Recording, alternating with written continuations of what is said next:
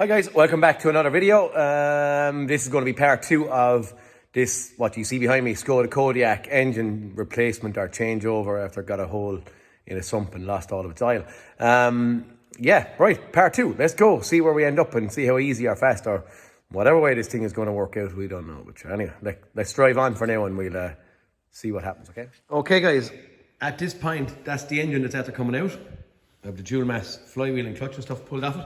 Here's the engine we're after getting. She's out of a 2020 vehicle. So in theory, it should be very, very good. Got it off a crowd called O'Donoghue Motor Salvage Ireland in Wexford. But I have to say, very professional outfit. And if ever you want any parts, I suppose, around Ireland, want to find a part, is where I go. And I do request. And O'Donoghue's are a very professional outfit in total. Like everyone you deal with, Paul or Kieran in the office, are very professional. At this point, there is no room or no margin for error, okay? So first inspection, I'm looking and I'm happy that everything is exactly the same. But when I'm looking in detail, because this is a 2-year newer vehicle, and I don't know, small little things, like I see small little differences maybe in the shape, because I can see here that outlet is one piece coming out here. When I go over to the other engine, I can see that there's 2 coming out here. So I'm going to be changing that. I have no oil cooler on this engine, so it's going to be coming off anyway, so I may as well just swap the whole lot over. But you have to be very precise. As I said, at this point, it's coming apart, and now we're going to the reassembling point, and everything has to be bang on, because everything is too awkward to get in at while it's in the vehicle. So no margin for error whatsoever here. Everything has to be spot on, every bolt, every nook, cranny, to the point, has to be bang on, okay? So now is where we're going to start swapping a couple of bits and pieces over in the bare state, so that oil cooler and stuff is going over here. At that point then, we're going to be running on my clutch and stuff that's here, and then heading for my pile of stuff that's here. I also have my gearbox and stuff on the ground over here. Not very, very fancy, but my way. I keep everything in relatively order for myself to reassemble, and I try to take it apart and start getting them back together as soon as I can, because I don't like to walk away from these things and leave engines disassembled. It's nice when it's fresh in your head. Get it apart, get it back together as fast as we can, and sitting back underneath the vehicle in one piece, okay? This is where we're at right now. Time to swap over a couple of bits and pieces and start the reassembly process. Fuel pressure sensor. Might be the exact same, but there's a slight difference in the actual size of it, so I'm going to change the fuel rail as well. I'm after turning the engine to make sure that I have compression in all the cylinders, and just having a look just to see what way we are. I have a new clutch kit and a new time belt kit. Some lads do ask me, am I fussy on brands? I'm not really, once I know the brand, SKF or LUK or Saks or whatever it may be. Once I know the brand and it's not Transmec or some weird name, I don't really like the smaller level stuff. I prefer to be the dearer rather than the cheaper, and you know when they're gone in there right, and the manufacturer's going to stand over them, okay? So we're going to start changing everything now. Get our time belt kit, get our clutch. The dual mass flywheel is staying in it. Insurance company won't cover that. That's it. We're going to start swapping and swapping again. Just wanted to show you the little details. Fuel pressure sensor, in case we get caught on that. Okay guys, we have it back to this point. Have my any bits and pieces so far that I wanted to swap over and renew done to here. Engine is back, I suppose, relatively complete with the gearbox back on it. I didn't put on the old 4-wheel drive or the turbo or any of that crack yet. We're just sitting back up on my beer crates and ready to start putting in our transfer box. And the way I came apart was I that and it's DPF, so I'm going to do this back first, and then I roll onto the front where all these silly pipes and stuff and crack go back on the front, EGR valves and all that kind of stuff. But anyway, for now I'm going to put in my transfer box, put on my DPF or the exhaust after treatment, and yeah, keep on rolling on. All these bits and pieces, I changed all these pipes that were slightly bent in the other one, and so I'm just being cautious, I suppose, at this point in time, to make sure everything is going to be as it should be. When I turn the key, this should be able to turn the key, I'm hoping, and once the key is turned, drive out the door and never again come back in on my lift. Well, not never again, but never in this sitting of repair. So what I'm after is that everything is that right, that tight, that good that turn of the key and she's gone. If you want to bring it in for a little look around and put an under tray on it, sound, but I don't want to be doing any disassembly or any digging work. That's where you lose time, okay? So right now, going to keep on going and get on these couple of bits and pieces. Okay guys, on fitting the exhaust after treatment module, what I do, number one, you have to make sure your gasket is in here, which is everyone is going to do. But there is two different sizes. So this one is slightly bigger. Don't get caught by putting the bigger one up here, because you'll have some job get that gasket in here. Okay, so always make sure you have the right gasket in the right place here. The next thing I'm going to say to you is put the clamp on here. That's only, well, it's loose. I mean, it's not squeezed tight. It's hanging there. But my exhaust after treatment module will move. You can see that there, can you? Okay, what I'm going to do then, once it's sitting up in place and sitting flush there, you can see there that it twists. It twists in against the big solid bracket that's on the back of the block, okay? Once it's in against that, then I have just grabbed a T50 Torx just because it's easy and for me to get at. I think it could be maybe an 8 mil Allen key or something like that. But once that's sitting somewhere there, all the little places that the actual DPF is bolted on will adjust. So you can adjust the little brackets just up to touch. Okay, you'll see it now. I'm only going little finger tug. Okay, just adjust those little brackets. There's 2 more in there, but we need a little size 17 spanner if you want to move them at the back. But the bolts interior, they're opposite thread to the bolts. So once you're tightening the bolts, these little grommets will roll out to touch off the DPF bracket. I have said this before on some other video, but we do know that it's held in the right place now because this thing has our gap closed, okay? It's not going to leak here because, yeah, we have it kind of snug, if you get what I'm saying. They're sandwiched together, but loose enough that we can move the thing around. Just adjust these little things to get them right before you send in the bolts, and hang in these 2 bolts in here. Is there adjustments on them? I don't know. There is actually. You can see the 17 head in there. But again, once you start sending in your bolts, the bolt should pull the 17 inner part out to meet the DPF. Then it'll start locking itself and away you go. Okay? Just so we don't have any exhaust leaks or any blows around here. Okay guys, back end is together. As much and as nicely as I can assemble it. What I do have, and I can't see, is I have one little bolt out of my rear box that I can't see where it goes at all at this point in time. Now I'm not going to leave it there. And also, when I was reassembling, there was one little size 10 in there that I would have liked to have put on before I put on my EGR valve, but I didn't. I had to do it after. So like little slip ups, I had to go in from the side here in with a big long extension where I got in with a little ratchet spanner when I was taking it apart.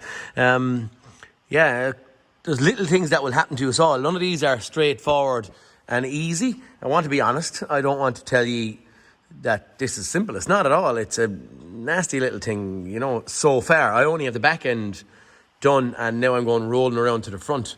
Getting tired of kneeling down. My knees are getting sore from kneeling down, but anyway, this side is done. I'm not going to stop as of yet. I am going to get rid of all those bits in the next hour and a half, or whatever it may be.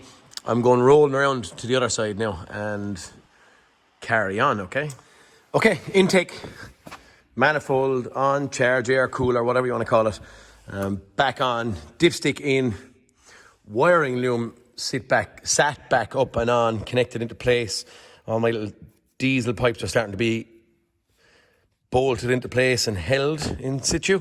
Yeah, any clips, any connections that I can see at this point, still have to go and put on my throttle body, have that bracket loose and a little bracket to hold my wiring loom down here. But so far, everything is going back in as it should do. Every clip, every clasp. And the bonus is the one bolt must have migrated from here, my intake side, to my exhaust side, because I needed it in there on the bottom side of the intake manifold. Yeah, that's that. And at this point in time, whippy-doo, my piece of paper is sending me in the opposite direction. So I'm going over here and I'm going to start putting in some of these things, and then I go back and start putting in my water pipes, etc. that are in underneath that. So time to start getting on some of this stuff over here. Aircon pumps, throttle bodies, the EGR valve, alternators and stuff like that, okay? Okay guys, we are back together. Whew. Turn off my light and turn the camera on. That's not an easy task for anyone to take on. Even in the way I had set up my pipes layer by layer, even at that point, it was still a task trying to figure out where, because in your head you don't remember where you took each and every pipe off. But oh my God, there's a lot of stuff on the front of this thing. Now, it's getting late, it's nearly 10 o'clock at night, and as I said before, knees sore and all that crack. The only bonus is that I have nothing left, and without talking silly or anything like that, I honest to God have not got one bolt left. The only thing I took out of that tray was that little O-ring gasket that I left up on top of my trolley for my exhaust pipe to go on from the DPF back. Other than that, I'm going to tell you there is some maze of stuff to get in together in here. And this is what I'd be saying the task is to get all the clips in place. Everything. That's every bracket, every clip, everything, and nothing twisted or anywhere out of place. Honestly, there is 50 maybe or more quick release clips that pop into place trying to figure out. There was nothing hard about it, but it just didn't fall into place. You had to be constantly on your toes thinking, about the clips, where they went. Luckily, I had done silly things like marking little brackets and stuff to give me pointers. Now, actually, there's one thing I still have to do. I still have to put on... Do I have a water pipe here? Oh, I do. I have a water pipe. Look, even at that. I have to put on a little heat shield on that EGR valve, and I've that water pipe, actually, that has to go on here. But other than that, look, I am done. What I've done, look, lads, when I was taking it apart, is I put tie clips around sensors and stuff, so they kind of held them in the place that they were meant to be in. But anyway, yeah, look, that is it. I am done everything everything is done. The bolt in here in the middle of the drive shaft or the transfer box I didn't show being tightened and stuff, but I showed you as much as I could there on that thing. But this is it's not for the faint hearted. Look, it is done. There's a lot of little clips in there. There's a lot of opportunity for things to go wrong. But right now, I'm happy that I'm going to put on these two little hoses, the one hose and the little heat shield on the thing. And that is it. I'm here to see it on camera where I am seeing my own things. But everything, every bracket, every clip is back in their position. Nothing in theory to go wrong. Everything as it should do, okay? That's it. That's what's going to make it turn the key and go straight away. Anyway, yeah, that's it. Pressure sensors, all that kind of stuff put back together, and we're ready to start sending the thing back up into situ. Okay, guys, talk to you in a while. Okay, guys, it's a new day. All the bits and pieces are back on. Give a little fast clean up my work area. Hate walking in mess and wet and all that crack. I'm going to do a walk around again in it just to make sure that everything is intact, in place, and where it should be. Outside of that, we're just going to start dropping down. The way I'm going to go about it is the engine sitting there on my beer crates, and the actual car is just going to be sat down on top of it via a lift, okay? That's it. A little walk around, get ourselves set up, just size it up. So we'll be looking at the engine, looking at the gap, looking at the engine, looking at the gap, wherever I am, and just make sure we're roughly right. Drop it down to maybe around here and start heading in nice and slowly into place or into situ. Okay, give it a walk around, make sure. Okay guys, we're at the front of the car and I'm dropping down onto the engine. Just while I was looking, I'm setting myself up and pulling in any bits of loose hoses. Had these two water hoses back here for the heater matrix tied in on the way out, so I'm at to trying them in again. Any little clips and stuff down around here I'm at to pulling out, and I'm fairly lining myself up. I can have about an inch clearance on the front. It seemed to be, I wouldn't say relatively in line over here, maybe and possibly the same on the opposite side. Watch our drive shaft on the way in again, just to be sure we're not going to do any damage. Okay, we're at to dropping it down a little bit more, just past here. This is getting kind of tight. Doing all this on my own, so I'm actually pressing the button and then coming out for a look. So not that I have to, but I'm lads on other stuff. So Alan from Dacia is sitting over there, well, working away over there, one of the other men are out, but yeah, I'm just going to keep on tipping away. We'll go another 6, 8, 10 inches and just see. Okay, the only thing is anyway tight now again is our 4-wheel drive shaft starting to get tight-ish up against water hoses here. Not locked anyways, but yet we're getting snug. It's actually after bringing drive shaft up a slight little bit. Not a huge amount of room in the front to go forward. We've a radiator there, so we better be cautious and stay clear of that. We're going to go another 10 inches and see where we go. We're starting to get clearance now. What are we? 8 or 10 inches from being home. We'll do another press. Guys, we're about 3 inches from home, and at this point I'm holding the engine back so it's in line, and I have another man going pressing the button for me. Okay, give her a press there, sure. Drop her down a little bit. If you don't mind, please. And again. Hold it there, I'll do it. Okay, we're just about home there. About an inch away from here, we'll get in a bolt or two and see where we end up. And the bolt sitting there. Okay guys, couple of bolts in. All sitting in situ, all relatively handy and straightforward. A little bit of a wiggle and woggle on that one, but the beer crates have done their task again. Okay, time to squeeze them up and we can start going up or down, aren't we? Now at this point. We're at the squeezing up a couple of bolts. She's in and hanging, beer crates gone, back to a clear floor. I'm going to start with the old handy visual stuff. Up around here I'm going to put in my AC pipes and put back in my rad fan and connect on a few water pipes at that point in time. The easy bits. I'm going to go for a couple of bits of pipes and wiring, temperature sensors, lambda sensors, knock sensors, all that kind of crack that I have tight clipped to keep in kind of a nice clean order. Are going to be going back in then, and yeah, that's it. We start sticking in a couple of bits and pieces. Okay, have my rad fan in place, have my air conditioning pipes bolted on, have my fuel lines put on.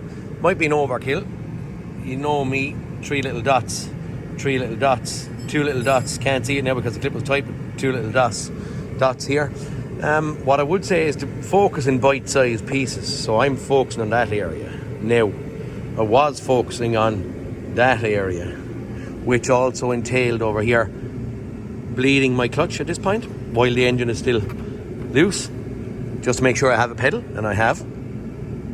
Making sure that my actual wiring looms and stuff are sitting as they should be, that all the little block connectors are in where they should be, clipped on, bolted on, double checked. But again, it's all in little specific bite-sized pieces, and making sure that are right. I had one of 12 months or so ago, someone changed an engine blank for me in a Skoda Superb.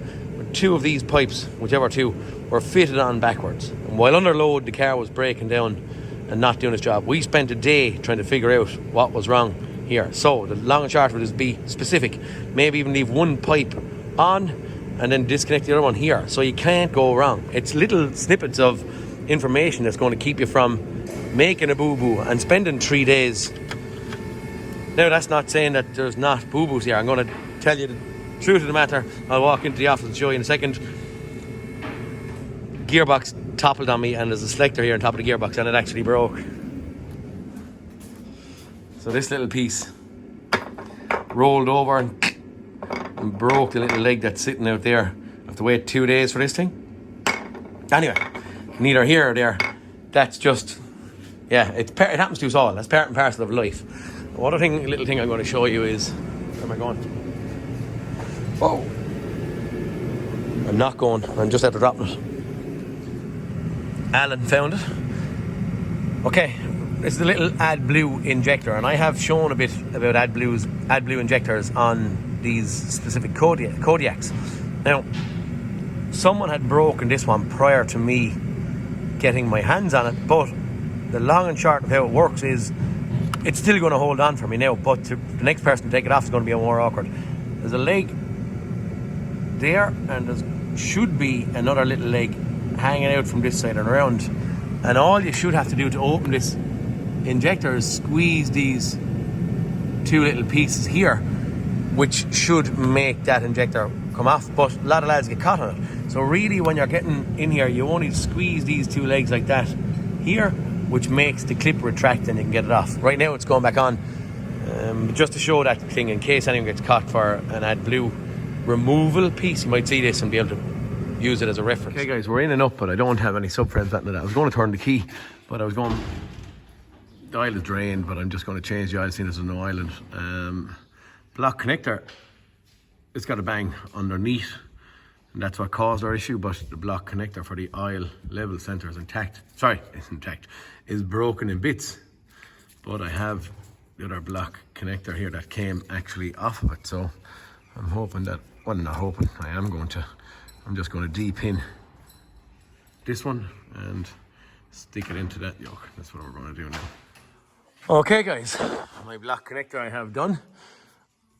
They had the oil drained out of it as I shown, so we've changed the oil and filter up here. Now I have no subframe or anything like that on it at this point in time. It's still drive shaft hanging there. Just for support, to stop the engine rattling too much, I just bolted on our drive shaft here. There was 3 bolts back in it. And I'm thinking I'm going to drop her down and give her a spin of the key. Turn of the key there. Now, I'm thinking at this point in time, and we'll...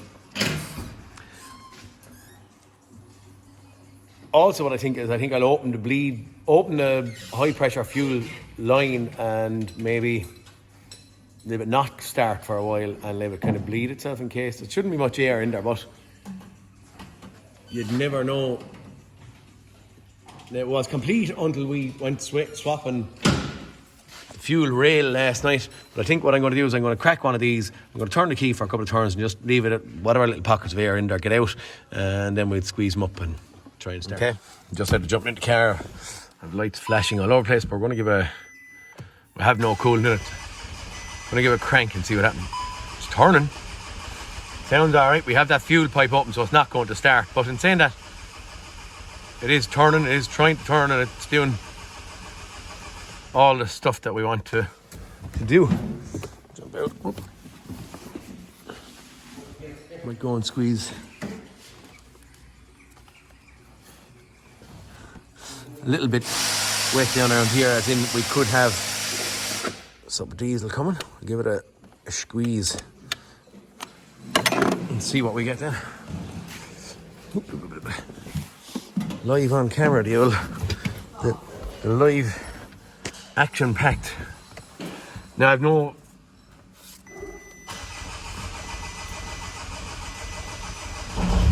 whoa, yay. Okay, we're up and running. No highlights on. I don't mind about all this mad stuff right now. The generic smile. Doesn't actually sound too bad. I'm going to have a look.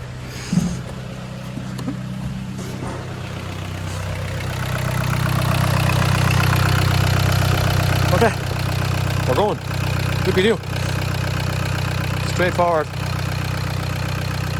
Simple enough. I think some of this stuff is kind of getting it set up right, as I said there. And little thing like just crank it, leave some of that air get out of the system. Make sure everything's right. And as I said there, I have none of this. Because all this stuff is just falling around the place. Exhaust left off. It's actually very quiet for the exhaust being left off or disconnected as well, isn't it? Okay, we're going. Time to start squeezing on a few bits and pieces. I have the clutch, I have a clutch. This is only hanging there now because I have to change that gear selector that I broke. And that's it, yeah. I think key to this thing is marking everything, you know. I think I showed all this crap. Just have everything back where it should be. Okay, I'm going to reassemble the rest. Okay, now that we're going, route out, found a couple of extra bolts that they took out when they got off the sun. Nice and clean actually, in a little bag. Last chap had it, but now I'm going to start driving in a few drive shafts, getting my bungee cords out of it and getting back up that and our exhaust.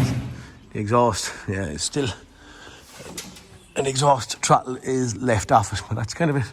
Okay, last couple of bits going up. Okay guys, maybe presumptuous, but I've put on my under tray and everything at this point in time. Exhaust is back on, exhaust throttle, bits of plastic, every bolt, subframe, drives back in and tight. Time to get her down on the ground and see what way she drives. Okay, so one last bit I was kind of forgetting about was my little gear selector thing. Have ordered it. Got a couple of days to get it, but I've done a fix me up job on it. This is the leg that I broke off it when I toppled over. So I drilled a hole through it and I put a bolt in there and a heap of super epoxy stuff. It's going in for a couple of days until I see what way she's driving, and then we'll replace it when we're finalising this thing out. Okay.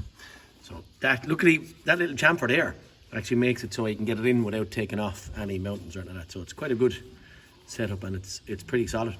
So put that in and put in the airbox and off we go then. Okay guys, she's out on the road on our maiden voyage, starting to get slightly dark, duskish, whatever it may be.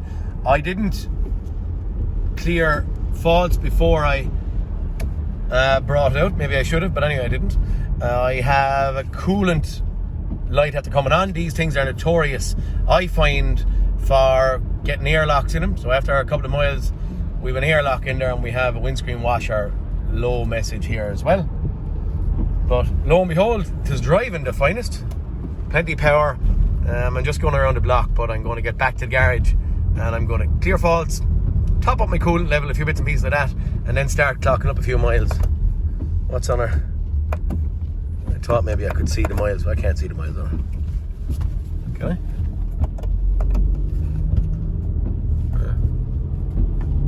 I don't know what kind of money. So look, there's the triple deuce. Triple deuce for now. It's on 0 there as it is, and we'll see how many miles we get clocked up in her in the next day or so, and hopefully it's going to be straightforward and easy. As I said, all sounds good, all feels good, and yeah, that's it. Clear faults and touch base. Okay, just to get rid of my check engine light here, I'm going in fault codes in case anyone knows. The exhaust gas pressure control valve, exhaust gas, all exhaust gas, and that's our exhaust that was off it when I had blue in it either. Okay, we better throw us up that blue in it. Reload arrows. I think we'll do that. We'll get in a bit of AdBlue in it as well. Okay, we're up and running. Door is open. Have the coolant put into it, so those lights are going off. I think that's only because my door. No, maybe that's because of the AdBlue then. I don't know why that little red icon or orange icon is there. But that was because of handbrake. But we'll. Oh, the bonnet being open. There you go. Sure, the bonnet being open is going to create some kind of fault. Okay, right, we're going to get a couple of miles on this thing. See where we end up, okay? Okay, guys. Here we are. We've 132 kilometers done on her. She's a bitter cold morning this morning. -2. I'm going to say that this thing is done. She's turned off itself there now. Okay, just press the clutch and up and fired she did. Have to say again, it's icon because of cold. Have to say this thing is flying. She's driving as it should. It's a 2018 car and it drives like an 18 car. Feels good, you'd feel comfortable in it. Plenty of power. The long and short of it is, I suppose though, on this one it's not that hard because there was nothing wrong prior other than a rock or a boulder, as the man called it, hit the sump, burst a hole in it, and it ran bearings. So we didn't have DPF related issues or injectors or timing or any of this kind of stuff. There was nothing actually wrong with the car other than a bang, out comes the oil, and it ran bearings. Now, I suppose that makes it simple for her to swap over, but in saying that, it's not for the faint-hearted. It's not that hard of a job, just a bit of time involved in it, and you have to be methodical about your disassembly and reassembly. The day I took it down off the lift 130 kilometers or so ago, it hasn't gone in on a lift since. I might give it a... She's just had to turn it off. I might give it a little once over now before it goes out.